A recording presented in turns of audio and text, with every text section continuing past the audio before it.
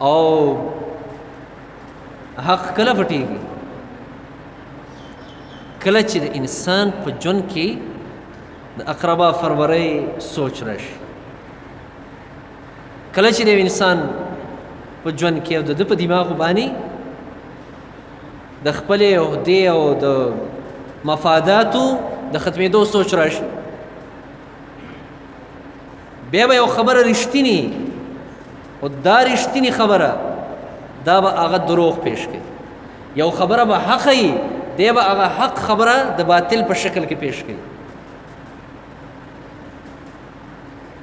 یو خبره به بالکل سیده وي دا به هغه خبره کاږه واږه پیش کوي، دی به حق نشي ویلی.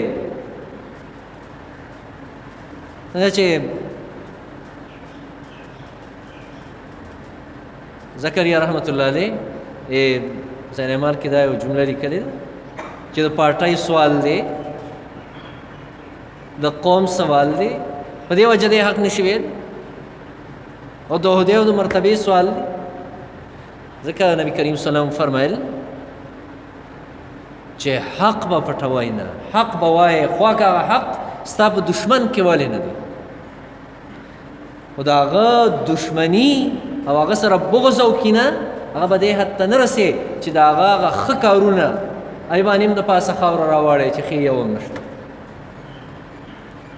ځکه د غلطونه یو انسان هم پاک نه دی سوا د انبیا کرام علیهم السلام. هو د انسان فیصله به د خوالي په څه باندې کېږي؟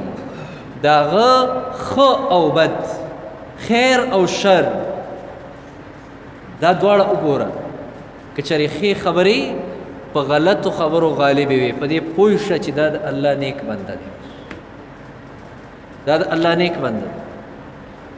او که چېرې د هغه غلطې خبرې په ښو خبرو غالبې وي نو دی بیا د شر والا دی، دی بیا ناکاره دی.